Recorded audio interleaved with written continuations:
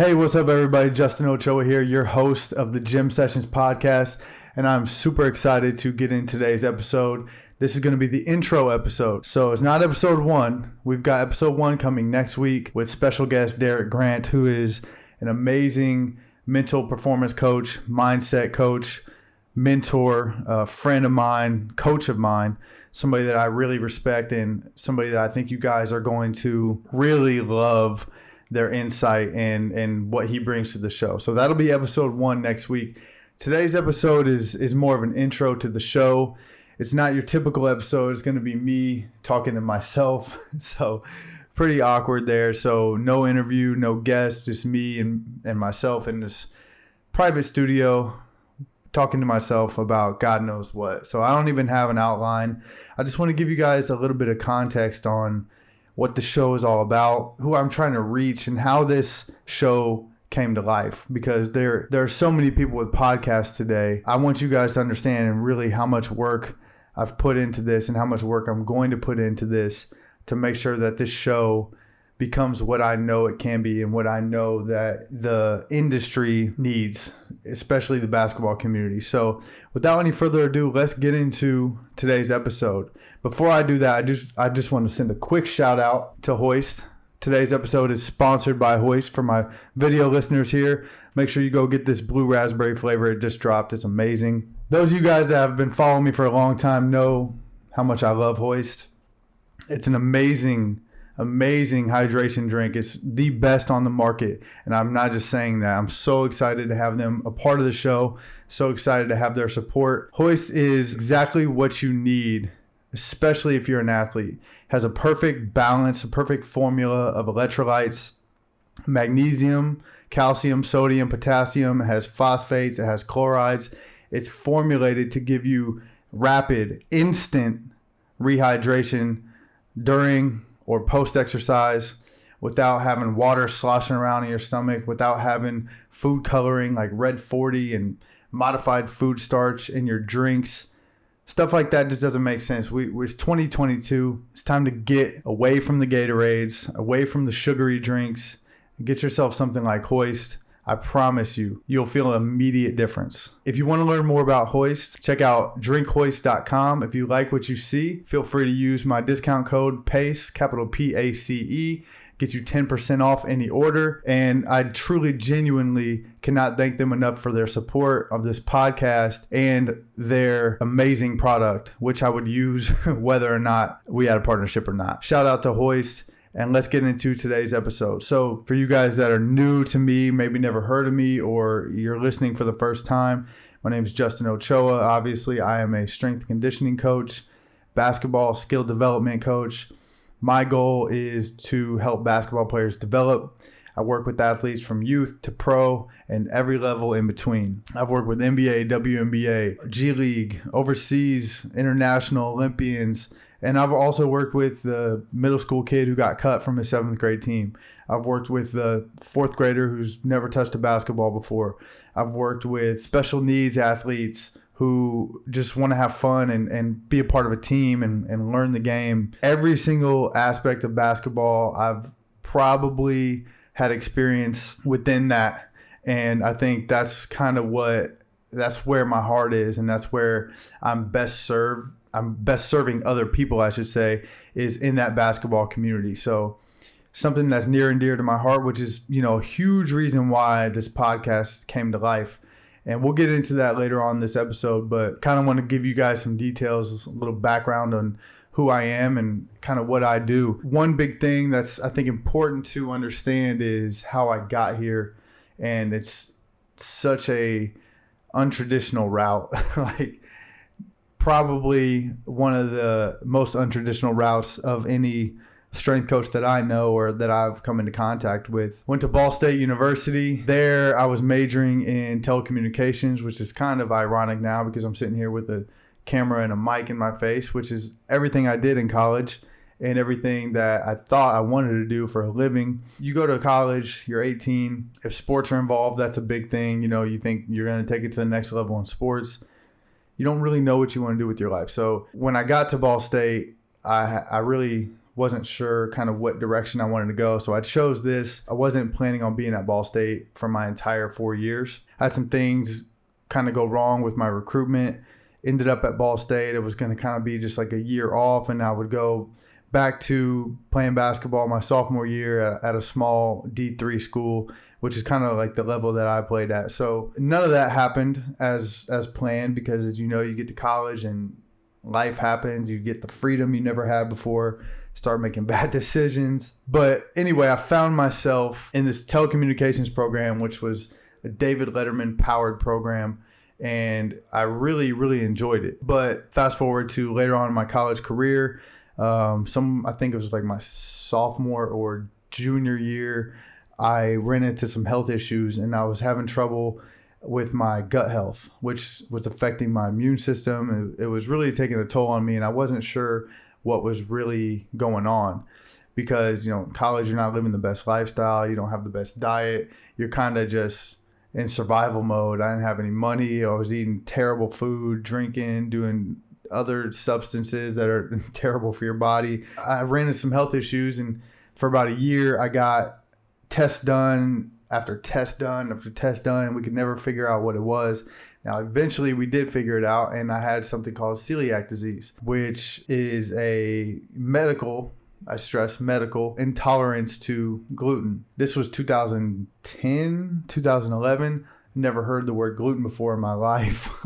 Now it's like the popular thing to do is to eat gluten-free, but at the time I didn't know what gluten was. I didn't know how to eat gluten-free. Catherine and I were together at the time. She basically had to tell me what I could and could not eat.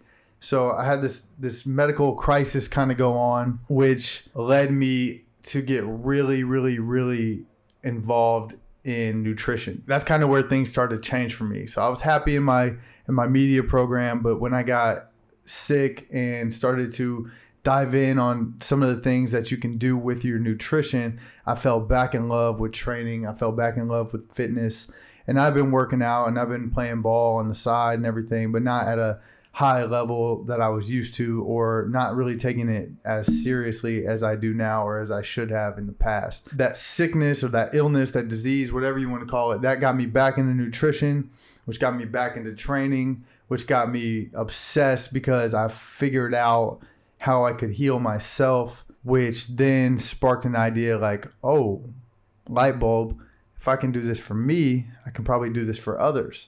And I was lucky enough in high school to have a really good strength coach named Brian Clark, who's still a strength coach to this day.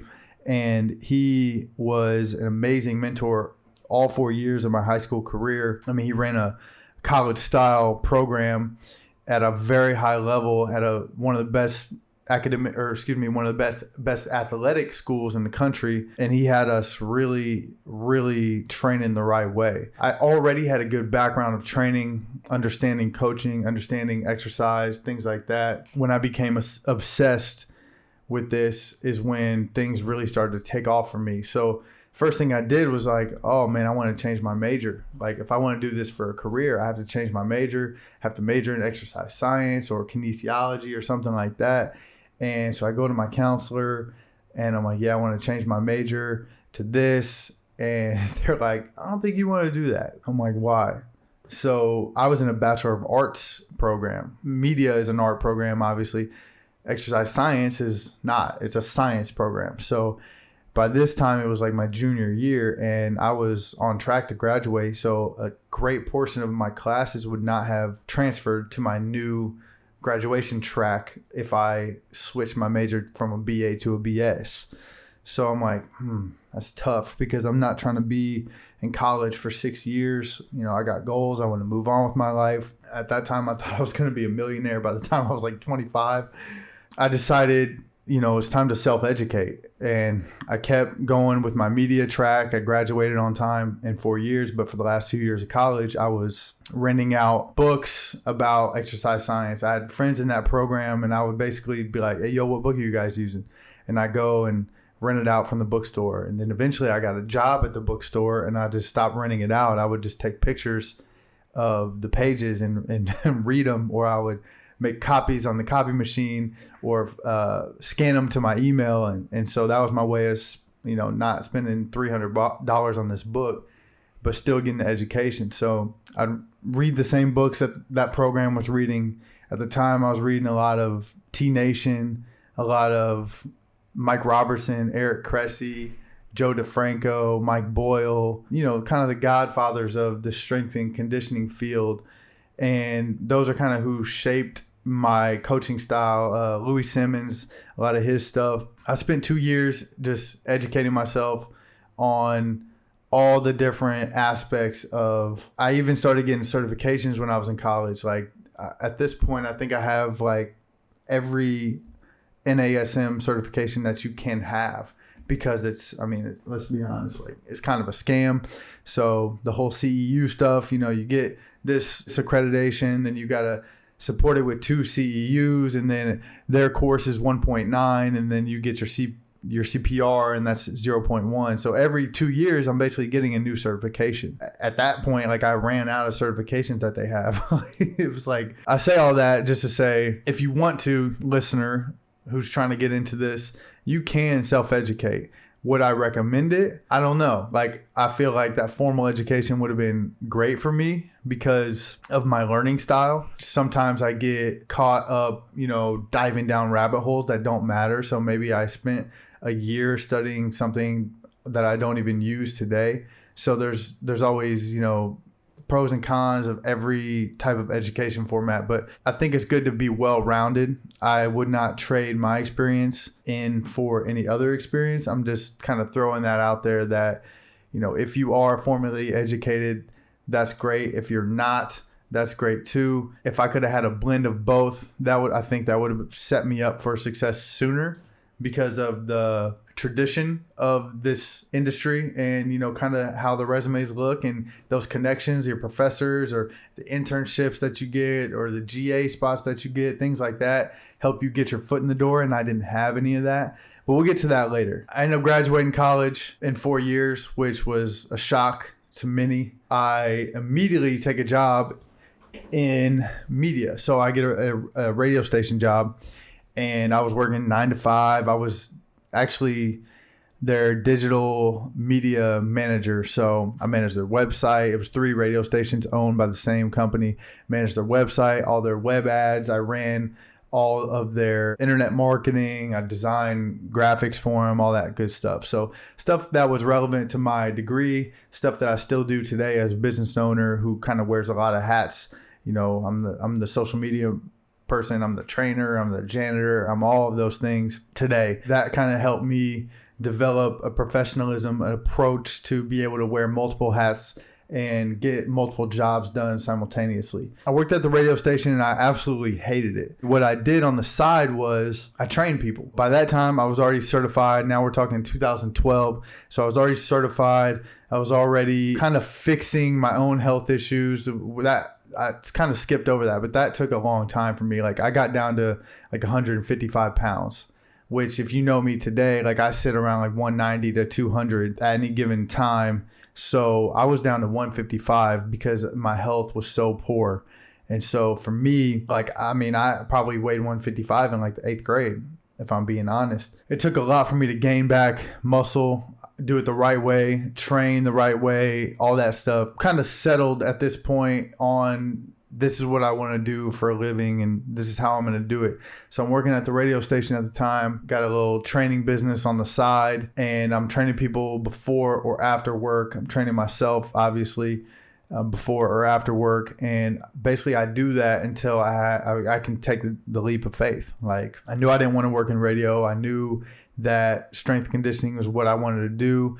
At the time, I was training anybody who would listen to me, and those were some dark times. Like those training sessions, those training programs were so bad. Like if I would publish those today, you guys would get a kick out of that because they, just like anything, you don't know what you don't know. So I was just so green, so fresh to the industry, trying to do my best. And you grow over time, programs get better, all that good stuff. But eventually I get to the point where I have enough clients on the side, and I kind of had hit my breaking point at the radio station doing something that I don't truly love, which I think is important for you guys to understand, that it's okay to do something that you hate if it's fueling or funding a passion of yours or something that you do want to do. So like a lot of times you're going to have to put in some work in a way or on something that you don't necessarily think has a long-term payoff for you. So for me, I was just funding the money that I was making at the radio station was funding my training business to get my equipment, to get my 7,000 certifications, invest in education, like clinics and stuff like that. I kind of skipped over that. I was going to a lot of clinics back then to try to learn from people and try to network. Don't feel like you have to just be entrepreneur mode from day one and you can just dive in with no life jacket and expect to make it. You're going to have to probably put some work in or invest in some time or invest some money into your craft and get creative by doing that. Fast forward, I finally take the leap of faith. I'm a full-time trainer now on the side, and I got a little side gig at GNC, the vitamin store, to kind of help bridge that gap. So now I'm all the way entrenched in fitness. Like, this is what I do. I work at a vitamin store and I train 4 people on the side. Like, I'm him. This is what I do. Little did I know that's a tough grind to get yourself into. Eventually what I decided was I needed the infrastructure of a gym. I didn't need to be bouncing around from gym to gym. I didn't need to be training at parks. I trained people in my garage, in my house, in my living room. I used to get leads from Thumbtack or get leads from Craigslist, things like that, it's a terrible idea. That's kind of what I knew at the time. That's all I knew at the time. And that's what I did. And that's what I thought would work. So we reached out to some gyms. We got a whole lot of no's.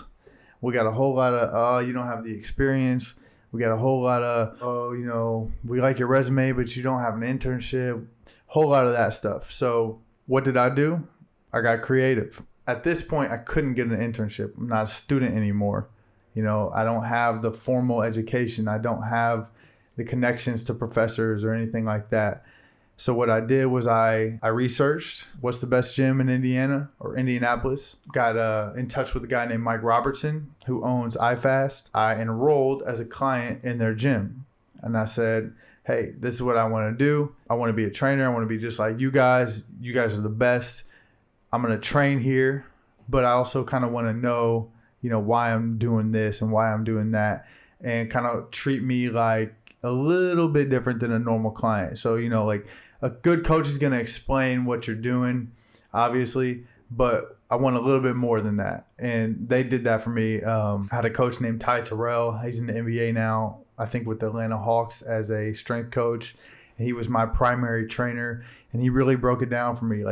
He really showed me the ropes on how to be a good coach and how to be a good trainer. So I didn't have an internship. It wasn't an internship by any means, but that was my version of getting an internship. And I paid, I think, $299 a month to get that. So, I basically have one of my clients paying me $300 a month for training. I turn around, flip that, give it to iFast, and that's how I pay for my quote unquote internship. I just say that to say there's always a way, even if you're not formally going through the steps that you're supposed to, in the traditional sense. There's always a way that you can figure out a way to put yourself in a position to win. And it happens all the time in different industries. You got to get creative. So that's what I did. And I did that for about a year. I trained there until I finally got lucky and met up with a gym owner who had just opened up a gym. He needed trainers, but he also needed help with his marketing, which was great for me because that's what I did. I did marketing for the radio station and I did training on the side, but I wanted to be a trainer, full time at a gym. And so I filled those buckets for him. So it ended up being a perfect situation for me and a perfect situation for him. And, everybody was happy. I got that first job. I'm doing all the side gigs. I was coaching AAU at the time. I was training basketball players on the side at the time as well. But I was also just kind of bouncing around. I didn't really have a home. So I finally found that place to call home. And that was it was an interesting type of gym. I would definitely say it got me ready to train all types of people and got me ready to deal with all types of management styles and co-working kind of teammate environments, because it was a new gym. So, a lot of times we were kind of making stuff up as we went. So I got that job in, I think, 2014 or 2015. I worked there for about 3 years. I became the manager there. I developed their sports performance department. It was going really well, but my vision was bigger than what they wanted for their gym. I wanted to now really step into that world of sports performance and take it to the next level. And they were more focused on, Gen Pop, which is great. Fine. I loved training Gen Pop. I mean, it really helps you refine your coaching skill set. But for me, what my passion was and what I felt that I was best at was training athletes. And that was my long-term vision. That's what I wanted to do. And they didn't want to go down that path with me. So, it was a mutual agreement that it was best for me to move on and start my own business, and which was the best thing I ever did. So around that time, I had met my business partner, Eric Allen, who was introduced to me through my father-in-law, actually. And we had lunch one time and hit it off and said, boom, yeah, we're on the same path. We have the same vision, same goals. Like, mind you, I don't know him at all. We didn't know each other. It's not like we were lifelong best friends who always had this dream of being business partners and doing this. I think that's why our business has had the success that it has, because we're true business partners. Now, obviously, we're great friends today. We're like family, but we don't have that weird interaction like you would your best friend. Like, you're scared to tell him something or he's scared to tell me something. We just operate like business partners. We've gotten so close over the years that we know exactly what each other are thinking and what we need to do to add value to our business. So in 2017 is when I left that gym to start the journey of building Pace.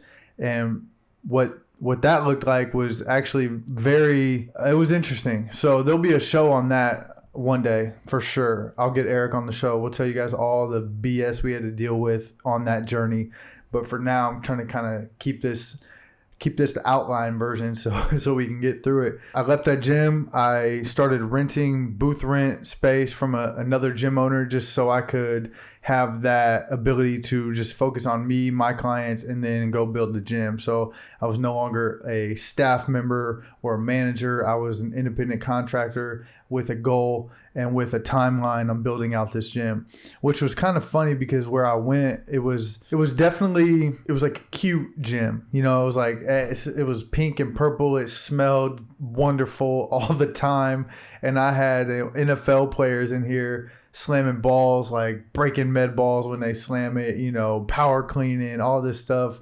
And it was definitely a funny environment for me and my training style and my clients. But at the same time, they loved us and they accepted us and brought us in with open arms because they understood, it was kind of just not a stepping stone, but it was just a checkpoint for me. I had a great relationship with the owner and all the trainers there. And it was honestly one of the better work environments that I had ever been in up to that point, which was interesting because none of us were on the same page. We were all independent contractors basically competing against each other. But Vanessa, the owner, had such a good culture that it was actually more of a team than I had ever been on at the time. So I just wanted to throw that in to give Vanessa a shout out if she listens to this. Like, she really gave me the freedom to create my own gym while I was still actively training people. And, for that, I'm super grateful always. So in 2017, we finally found the space. Eric and I started to get to work, and when I say get to work, like, we really, really went in. Like, we were doing a lot of the demo, a lot of the renovations ourselves. We probably saved 20, 30 grand by doing stuff with our own hands, everything but plumbing, electrical, and HVAC. And we did everything else but those three things by ourselves. We renovated a lot of it. We painted all of it. It was a really eye-opening process to, how hard it is to open a business and all the things that go into opening something like a gym, let alone getting denied for loans, getting denied at spaces, having so many people kind of slam the door in our face because gyms are such a volatile business, and people don't want to rent to gyms, banks don't want to lend to gyms. Like, we really had a good not a good experience, but a eye-opening experience on kind of how tough it is to open up a business that has a track record of failing. Like, that is something that a lot of people, entrepreneurs, don't think about. What is the track record of the industry that you're trying to get in? You want to get into real estate, it'll be easy to get funding. It'll be easy to find those connections. You want to get into something like strength conditioning, it's kind of a weird, like, territorial thing. I can't reach out to many gym owners and ask them, hey, how did you do this? How did you do that? Like, they almost want to protect their industry secrets. And I've literally been told that by trainers. It's like, I can't tell you that. That's a trade secret. It's like, well, we're in the same trade, bro. Why wouldn't you tell me? Why wouldn't you want me to help my athletes just like you help yours? But that's just kind of the way that the egos of the strength conditioning world work, unfortunately. So anyway, long story short, just want to throw that in there. Pace opened. We got the gym open in 2018, March 2018. And then we started booming. Like, we started training. At the time, I was also working on the side for a company called Indy Hoops Academy, training basketball, coaching basketball, because that's always been something I've, it's always been part of my professional career, and coaching AAU as well at that time. But that's when I started to kind of drop all of those things and just put everything into Pace, put all my eggs in one basket, and really grow Pace and grow the gym. And that's exactly what we did. We essentially outgrew the gym in a pandemic, which is crazy, which I definitely want to touch on a little bit of that era too, and kind of when we moved to Westfield and all that good stuff. So we were there for 3 years. Like I said, March 2017 is when we moved in. Then obviously the pandemic hit in March 2020 and we shut down. And then in November of 2020, we struck up a partnership with a company in Grand Park, which is like a multi-sports complex for those that are not familiar. And we basically shut that gym down and moved everything up to Westfield, Indiana, and started operating out of there. So if I backtrack a little bit, I think some of the COVID stuff is actually important to know, because that is when Gym Sessions, this podcast, which is really what I wanted to talk about, but I've been rambling about my career for the last 40 minutes. That is when Gym Sessions, this podcast, really came to life. So I'm going to bounce around a little bit, like some Quentin Tarantino movie style stuff. If I backtrack to 2017, I started a podcast with a friend of mine named Kevin Warren, who is a trainer, and now he's a civil engineer in Houston, Texas. So at the time, he was a bodybuilder and he was a trainer, and we both wrote for a company called Stack.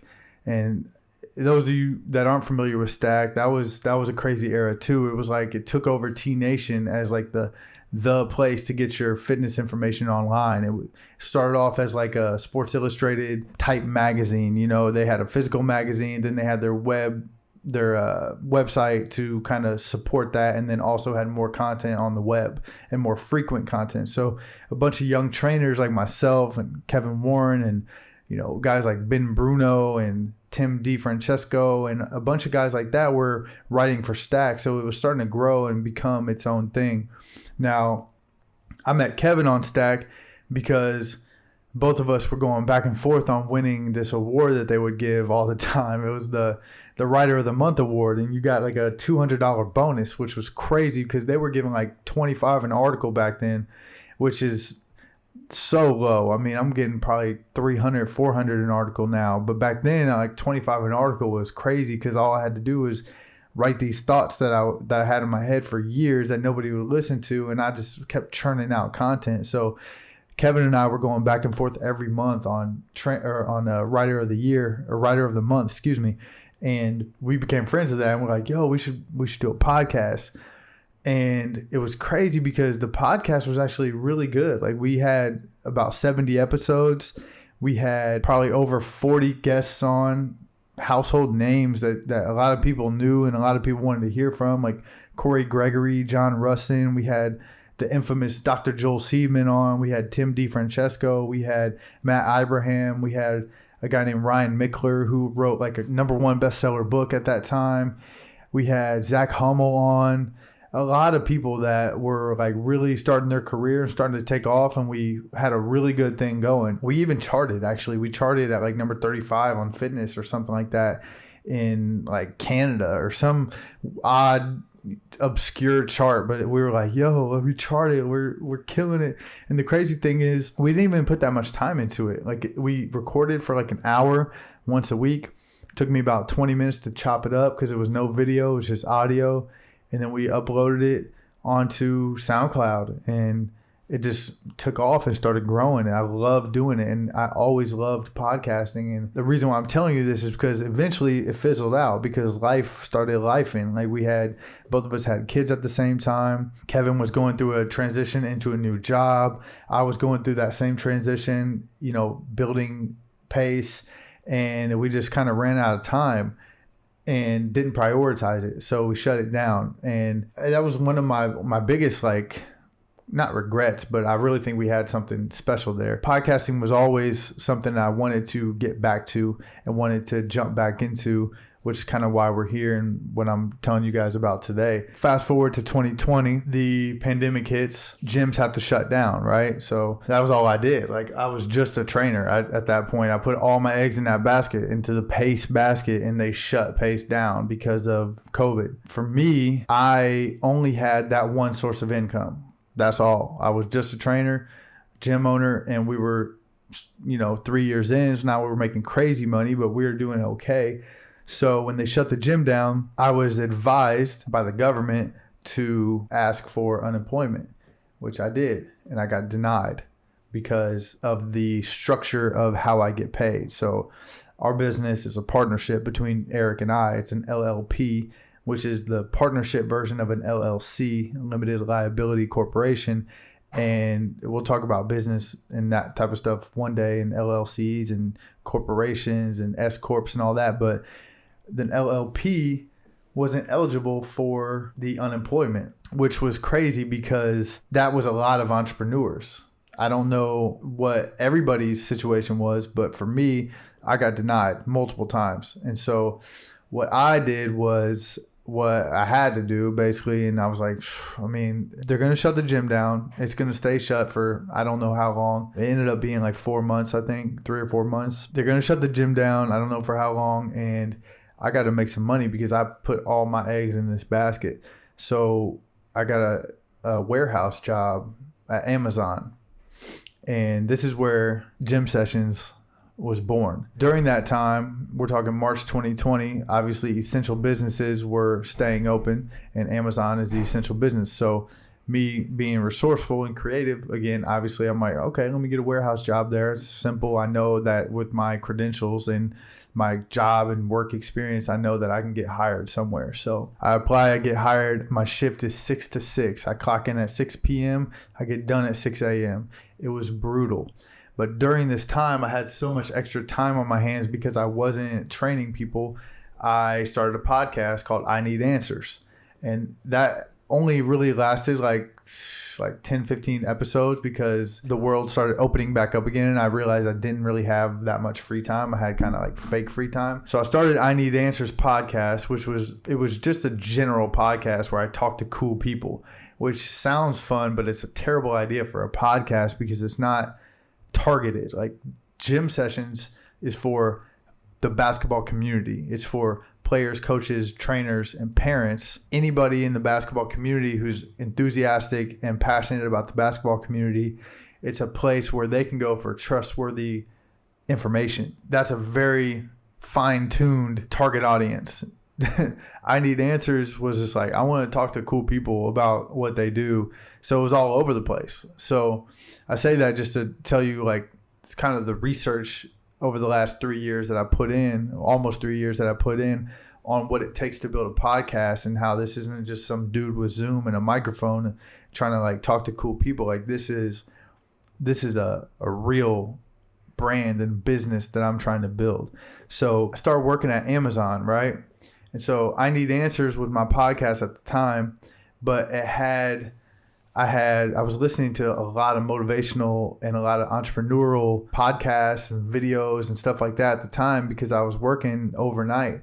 So Gary Vee at the time was all in on LinkedIn posting and LinkedIn blogging. So what I did was I started a LinkedIn blog called Gym Sessions, spelled GEM, just like this. And it was about the lessons that you learn in the gym, GYM, and kind of playing on that, gym word, right? So I already had the podcast, I Need Answers. So I was like, let me just make these like 5 to 10 minute little segments, little nuggets where I can drop gems on people. It's not a full podcast. It's just me, dropping a quick gem. And then I had the transcribed version on LinkedIn as a blog post. So it was a nice I had a little something decent going there. What I would do is basically I would have all this stuff in my mind. I work overnight and get off work at 6 a.m. and I would drive home and I'd have all these thoughts to unload. And so I would just talk right into my phone. And that was the first episodes of Gym Sessions was me on the way home from that Amazon warehouse job, dropping gems on my phone on an app called Anchor that would just upload it straight to Spotify for me. That was Gym Sessions. Now, mind you, I shut down that podcast, right? Because life started going back to normal. But Gym Sessions always had this ring to it that I just knew that it was something special. And so I hung on to it. And for almost 3 years, I worked on Gym Sessions and what it is today and what you're listening to right now. I worked on it. I took courses. I listened to different types of education on podcasts. I invested in extremely nice equipment, cameras, mics. I got a camera here. I got a camera here. I got another camera on the way. I've got 2 different computers, podcast computers with software set up. I've hired producers. Like I really took that time to put the time and effort and sacrifice into building out what Gym Sessions is and what you're listening to right now and what you'll continue to hear from this podcast. So going back, like that was an interesting time. I actually have a crazy story, and I know I'm rambling now, but this was a wild time, right? Like we never knew what was happening. Looking back, we can think about COVID however we want to think about COVID, but at the time I had no idea when the gym was going to open back up. So, I took whatever opportunities I could to feed my family, and that just so happened to be a job at Amazon. Like I said, it was 6 p to 6 a. So I get there at 6 p, clock in, I get a break at like 9:30. It's a 15-minute break at 9:30. Then I get a 30-minute lunch break at 12:30 a.m. Then I get another 15-minute break at like 4 a.m. And then I get off at 6 a.m. The place was so big. Like it was the biggest building you've ever seen in your life. And I just remember there was this rule that everything is tracked back. Everything you do is tracked back to your ID number. What I did was I was on the return conveyor belt. So I got packages. I had to bust them open, figure out what it was, where it should go next.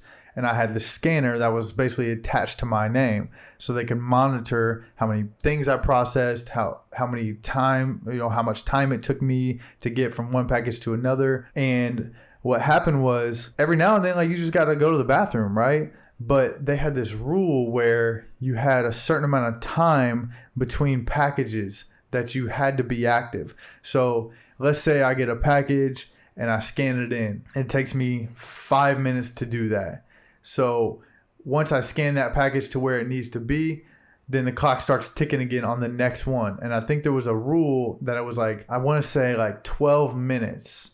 You had to get to the next package in 12 minutes. And if you had a lapse of that time frame, they're basically going to come looking for you. Well, one day it was like 2 a.m. I had to pee so bad. And so I'm like, okay, if I time it right, I can get to the restroom and get back before they come looking for me because I won't miss that time. It took me about 5.5 minutes just to get to the restroom. So mind you, let's say it takes you 5 to get there, 5 back, 30 seconds to use the restroom. You're looking at over 10 minutes that you're gone, and you have a 12-minute buffer. So you're cutting it close because this is such a big building. So it's almost impossible to do anything other than take the 15-minute break and the 30-minute lunch break, which is crazy. And then that 30-minute lunch break, again, you spend 5 to get there and 5 to get back to your station. And you got to eat in 20 minutes. And for me, like, I was drinking coffee, Red Bull, whatever. Like, I couldn't stay up because I wasn't used to that overnight shift. But anyway, I worked there for about a month, and then unfortunately, and this is obviously tragic, but multiple people within the warehouse passed away because of COVID.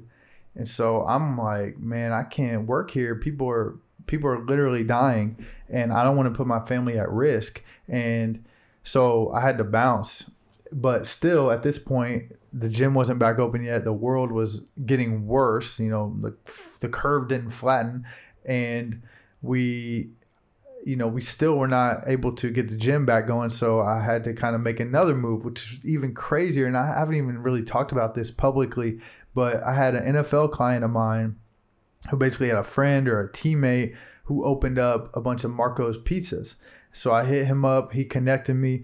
I ended up getting a job at a Marco's Pizza for the last 2 months of COVID, delivering pizzas. So I would literally get in at 4, deliver till about 10. You know, it was just about bringing in any type of money, because by that time I still didn't have the unemployment that a lot of people had, because I'm self-employed, and the way that the system was set up, you know, it looked like I was scamming because I am my own employer. And so eventually that was the purpose of the PPP loans. PPP loans were designed for entrepreneurs so they could take advantage of the same unemployment that the general public got. But that didn't come for months later. And by that time, I wasn't even really messing with it. So I didn't even capitalize on that. And plus, a lot of people were taking advantage of that and scamming anyway, thinking they could borrow all this money and not have to pay it back. Like it was going to get forgiven. Like, no, the government is going to get theirs back. Don't worry about that. So anyway, I started working at Marco's Pizza, delivering pizza. And like I said, I was just still doing gym sessions in my car. Like I listened to Gary Vee podcast. I listened to Grant Cardone. I listened to Tim Grover. I listened to Eric Thomas, like all these motivational entrepreneurs. I'm taking all that in. I'm putting it out in the form of I Need Answers podcast with the gym sessions, little blurb.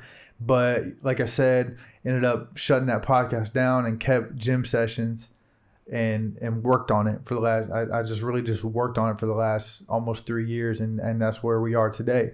And mind you, there's a lot of takeaways from those times and those jobs that I had that were kind of like survival mode jobs for me, because obviously I knew, and the people that I worked with knew, that I owned a gym and that was my full-time gig. And they knew that this was temporary, but I still enjoyed just being a dude at a workplace and not the owner. Like that was nice for me. It was like at Marco's, it was like nobody asked me every single question. At the gym, every single question gets to me. So it was actually kind of like a break, and it helped me become a better manager, because now I was the one asking the questions to a manager. And I have no shame or no type of feeling towards doing those jobs, because I was obviously supporting my family. But it was a crucial time for me, because it's what helped when we opened back up after the pandemic. We tightened up so much that when we opened back up in July or August, I think it was, I had taken all these things from working at these huge corporate environments and said, we need to tighten this up. We had to tighten this up. We had to be more strict here. We had to do this system here. And I took those systems and I implemented them, and it really helped our business explode. And when I get back from this quick commercial break, I'll tell you guys exactly how that exploded and what we did next. Hey, what's up, y'all? Justin Ochoa here, the host of Gym Sessions Podcast, taking a quick break from the action to say a big thank you to the sponsor of today's show, and that is Hoist.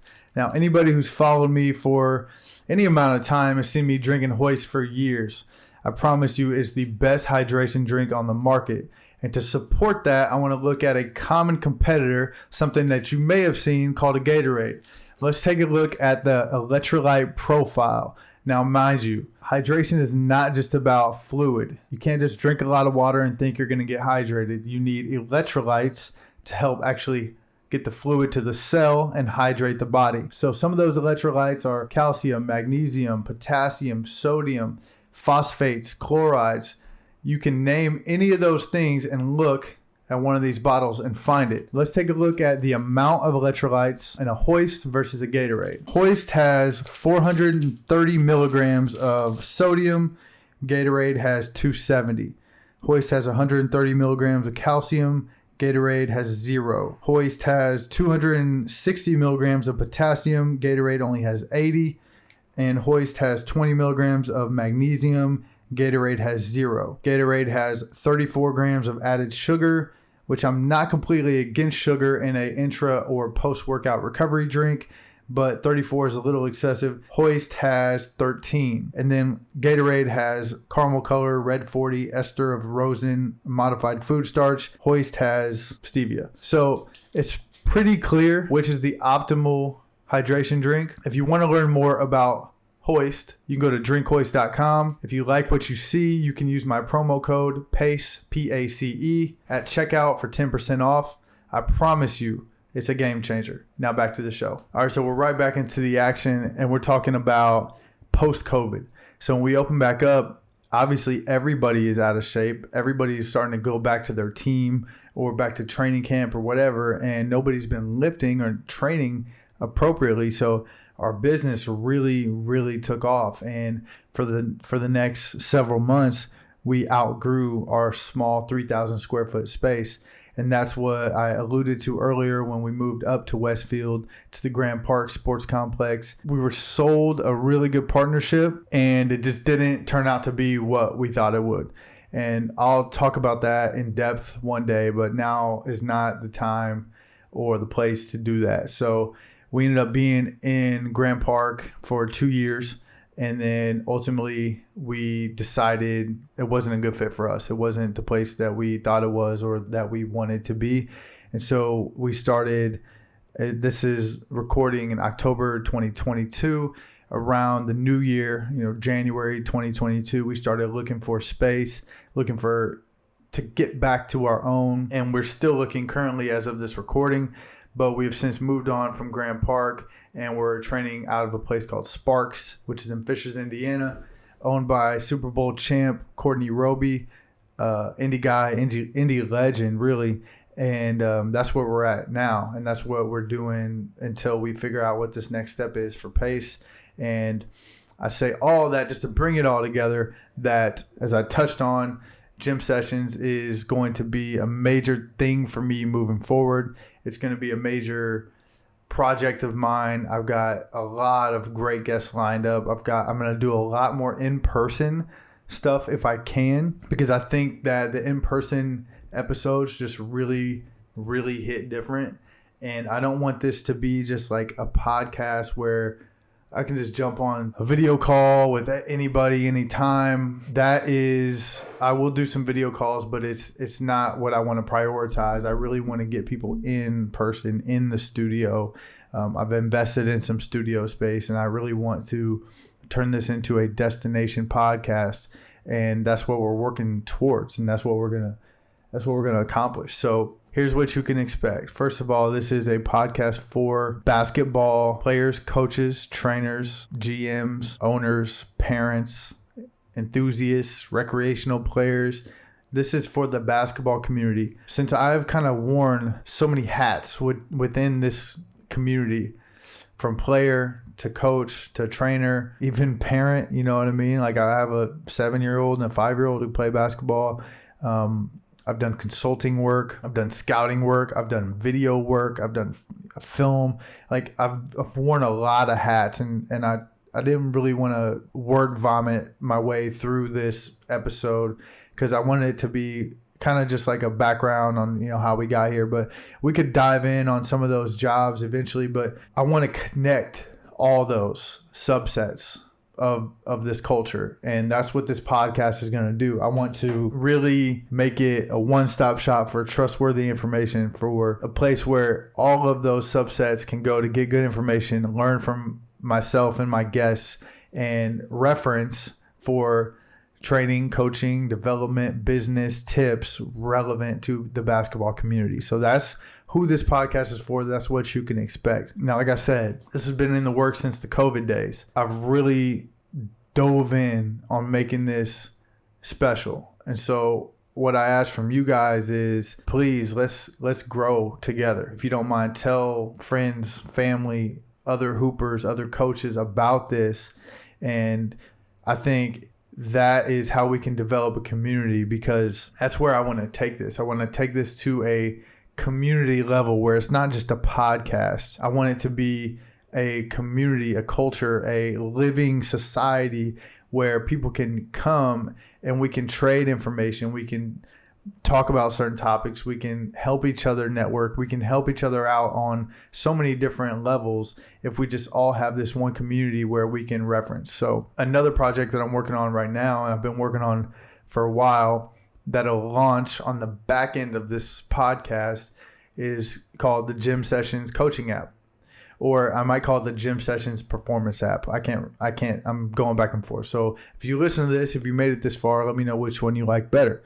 Gym Sessions Performance App or Gym Sessions Coaching App. It's an app that will be extremely affordable, either annual or monthly priced, and it's a supplemental training app. So it's not a program overhaul. It's not an ebook. It's not a training program to increase your vertical in 6 weeks. It's a supplemental training app that has basketball specific and basketball relevant topics of training that address common basketball ailments: sprained ankles, sore knees, bad hips, tight low back, sore elbows, all the things that basketball players go through. It's a supplemental app that features programming, tips, and training, even some nutrition, on how basketball players can address these common ailments, potentially avoid them, potentially alleviate the pain of them. And it's all in the palm of your hand. So again, this is a supplemental app. It's very key that I stress that, because I don't want people to think that this is a program that you can just do and it's like a coaching program where I give you the sets and reps and walk away. It's a supplemental app that you do every single day. Like take a supplement, like take a vitamin. So do this ankle routine every day if you have weak ankles. Do this knee health routine every day if you suffer from patellar tendonitis. Things like that. And there will be some programming tips in there, and there'll be some meat and potatoes exercises. But for the most part, I really want it to be something that's not going to cloud and crowd the online coaching space. Everybody has their programs, everybody has their ebooks, and I respect that. And I want you to use those ebooks, and I want you to use those programs, and I want you to sprinkle in these supplemental things I'm giving you, because I think it can add value to what you're already doing. I want coaches to use this information to sprinkle it in their warm-ups or their pregame or postgame. I want athletes to take it with them to their AAU tournaments or their games, so they can sprinkle it in pregame, postgame, halftime, whatever the case may be. I want athletic trainers to use it. I want athletic trainers to contribute to it. I want other coaches to contribute to it. So that's what I'm building. Gym Sessions Performance app or Gym Sessions Coaching app. You guys tell me. Or maybe it's the Gym Sessions Supplemental Training app. I don't know. Tell me what you think, either in the comments if you're on YouTube, or you can shoot me a DM at Justin Ochoa 317 or Gym Sessions Podcast if you want to make a suggestion, or if you want to give me some feedback on the app. The app is currently in development. It is going to be a long process, hopefully about a year out, which by that time, hopefully this podcast is really starting to take form and starting to take a life of its own, and then I can launch the app on the back end of that. That's what you can expect from Gym Sessions. I just ramble for an hour in a room by myself, talking to myself, which is pretty impressive. I'm proud of myself. I'm proud of myself. I'm really excited to launch this podcast. Like I said, this is the intro episode. This is not episode 1. Episode 1 will be next week with DG, my mindset coach, my mental performance coach, my friend. Make sure you stay tuned to that episode because it's amazing. It's already been filmed as of today, and I think you guys are going to love it. If you don't mind, whatever platform you're listening to this on, if you can give it a star rating, give it the most stars possible. If you can leave some feedback, some type of rating or review, please do that. Share it with a friend, family, coworker, teammate, colleague. Spread the word. Please help me build this thing, right? I really want to help people with this podcast. I can't stress that enough. I don't necessarily like talking to myself in rooms by myself. So I really want to help people. That's the purpose of this podcast. Check out gymsessionspodcast.com. That's where you can find all of our social media outlets. That's where you can hit that follow button. It costs $0 to follow people. I don't know if you know that. It costs $0 to follow somebody on social media. That would be a great way to support. You can also subscribe to our mail list on the website to get early episode releases, exclusive updates on the app or the podcast. I promise I won't spam you with stupid emails. I don't have anything to really sell you right now, and I don't typically like receiving those emails, so I don't typically send those type of emails anyway.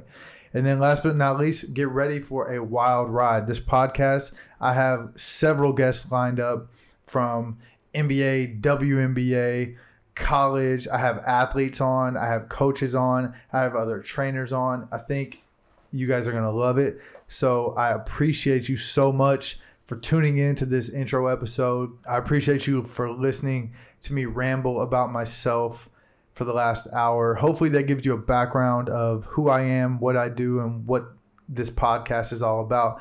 And with that said, thank you again so much for taking the time to listen today. I look forward to connecting with all of you through this podcast. If you ever want to reach me, I truly mean it. You can send me a DM, email, at me on any social media platform. I'll get back to you as soon as I can. And again, so excited to launch Gym Sessions.